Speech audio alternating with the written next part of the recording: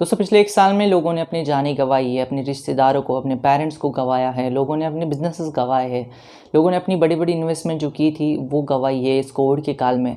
और कई बार जब सारी चीज़ें हम गँवा बैठते हैं तो लोगों की नज़र हमेशा उस चीज़ के ऊपर जाती है जो उस टाइम फ्रेम में भी, उस पीरियड में भी ज़िंदा होती है। फार्मास्यूटिकल इंडस्ट्री की कहानी ये कहीं न कहीं उससे ही रिलेट करती है। फार्मास्यूटिकल इंडस्ट्री को किसी ने सोचा भी नहीं था पिछले 2 साल में जितना बूम आएगा, पिछले 2 साल में जितना कुछ फार्मास्यूटिकल इंडस्ट्री में चीज़ें उथल-पुथल हो गई, वो शायद ही किसी और काल में हो जाती। पिछले 3 साल से आप सब लोग के सामने मैं इस यूट्यूब चैनल के थ्रू हर रोज़ आता हूँ आप सब लोगों के साथ बात करने के लिए। लेकिन मैंने भी कभी सोचा नहीं था कि इतना जल्दी ये सारी चीज़ें हो जाएगी। मेरा हमेशा आपको ये कहना था, बहुत दिनों से ये कहना था कि कौन से भी सेक्टर को बदलने के लिए एक छोटा-सा डिसीजन ही बहुत काफ़ी होता है। लेकिन यहाँ पे एक इवेंट ही हो गया, पिछले 1 साल में बहुत सारी इंडस्ट्रीज़ बंद पड़ गई। लोगों ने एफएमसीजी इंडस्ट्री को देख लिया, ऑटोमोबाइल इंडस्ट्री को देख लिया, लेकिन कौन सी इंडस्ट्री सर्वाइव नहीं कर पाई इस सारे पीरियड में, 2 साल के पीरियड में। लेकिन एक इंडस्ट्री जो तब भी चालू थी और आज भी चालू है और आगे भी चालू रहेगी, वो है फार्मास्यूटिकल इंडस्ट्री। सिर्फ चालू नहीं, एक अच्छे प्रॉफिट में, एक अच्छे मुकाम पर वो चालू है। हालाँकि दुनिया बहुत अलग-अलग बोलती है इस इंडस्ट्री के बारे में और इस सब के बीच में कहीं न कहीं पॉजिटिव न्यूज़ मैं आपको देने के लिए आज की इस वीडियो में आया हूँ। आज की इस वीडियो को मैं चाहता हूँ तो थोड़ा-सा आपको डिटेल में समझाऊँ। पी, आज के इस वीडियो का बहुत बड़ा सेंटर टॉपिक रहने वाला है पी। फॉरेन के बहुत सारी पीईज़ इंडिया में आना चाहते हैं। आज के इस वीडियो क्या है ये आपको सबसे पहले कंसेप्ट समझाने की मैं कोशिश करता हूँ। पी का मतलब होता है दोस्तों प्राइवेट इक्विटी इन्वेस्टर। ये 3 वर्ड आते हैं, प्राइवेट, इक्विटी और इन्वेस्टर। अगर मैं प्राइवेट को, इन 3 वर्ड को अगर मैं सेपरेट आउट करने की कोशिश करूं तो प्राइवेट मतलब अपने खुद के इंडिविजुअल या फिर आप कोई बोल सकते हो नॉन गवर्नमेंट पर्सनल, जिसे हम प्राइवेट बोल सकते हैं।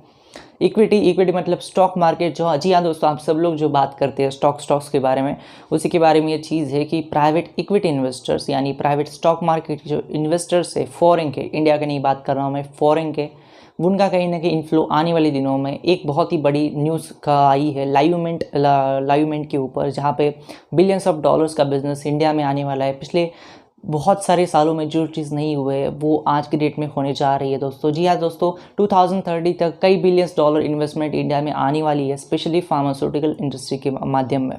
अब ये ऐसा क्यों हो रहा है, उन्हें ऐसा क्यों लग रहा है कि इंडिया में फार्मास्यूटिकल इंडस्ट्री में आना चाहिए, उसके भी रीजंस आपको बताता हूँ।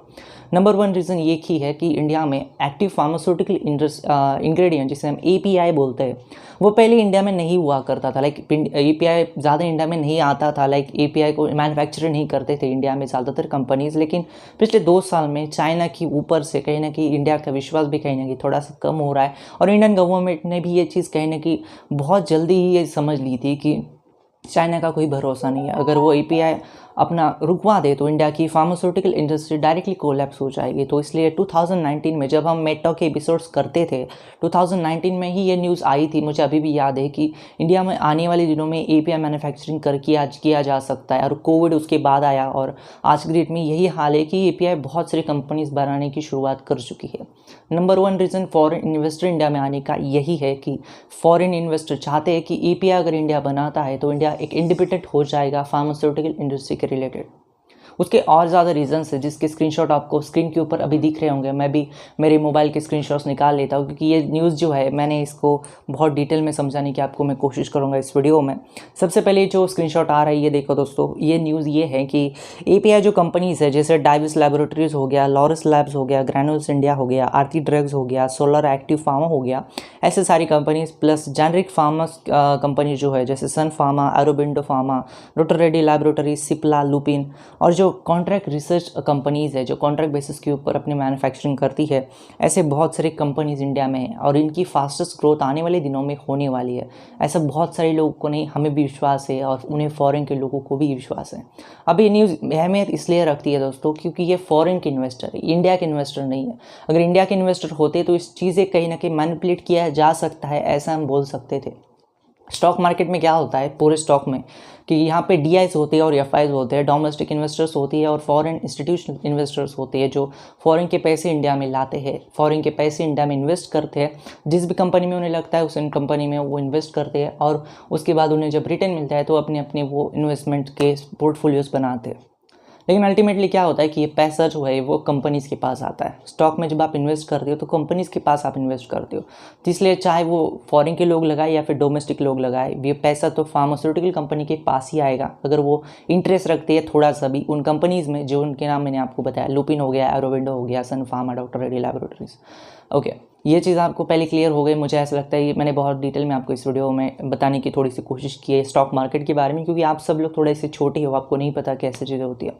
मेरे लिए ये न्यूज़ अहमियत इसलिए रखती है क्योंकि फॉरेन इंस्टीट्यूशंस या फिर फॉरेन इन्वेस्टर ज़्यादा मायने इसलिए रखते हैं क्योंकि इंडिया में शायद किसी पॉलिसीज़ के कारण, इंडिया में शायद किसी रीज़न के कारण डोमेस्टिक इन्वेस्टर्स पैसे तो ला सकते हैं, किसी नेता की खबर से या फिर किसी नेता के दबाव में पैसे किसी कंपनी में इन्वेस्ट किया जा सकते हैं, लेकिन फ़ॉरेन के नहीं किए जा सकते। फ़ॉरेन के इन्वेस्टर्स को ऐसा कोई डर नहीं है, लेकिन फिर भी वो बिलियंस ऑफ डॉलर्स इंडिया में लाने का प्लान कर रहे थे, उसका मतलब कुछ ना कुछ ज़रूर अच्छा होने वाला है।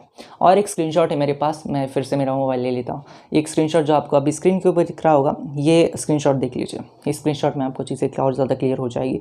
India's domestic pharmaceutical market estimated to $41 billion in 2021, यानी इस साल 2024 में वो लगभग $65 बिलियन में हो जाएगा, और ये लगभग 120 to 130 बिलियंस ऑफ डॉलर्स में हो जाएगा 2030 तक। यानी करंट की अगर मैं बात करूँ तो करंट से लगभग ट्रिपल हो जाएगा 2030 तक, ऐसा उनका कहना है।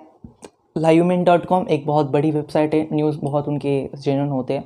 तो इस वीडियो को मैं इसी मौके पर ख़त्म करना चाहता हूँ कि आने वाले दिनों में फार्मास्यूटिकल इंडस्ट्री में कुछ बहुत बड़ी चीज़ें हो सकती है, ऐसा आप ज़रूर एक्सपेक्ट कर सकते हो। ये था आज का वीडियो को मैं एंड करूँ उससे पहले चैनल को सब्सक्राइब कर देना, क्योंकि इंडिया का इकलौता सा चैनल है जो आपको फार्मास्यूटिकल इंडस्ट्री के बारे में चीज़ें बताता है। धन्यवाद दोस्तों, ये वीडियो देखने के लिए धन्यवाद।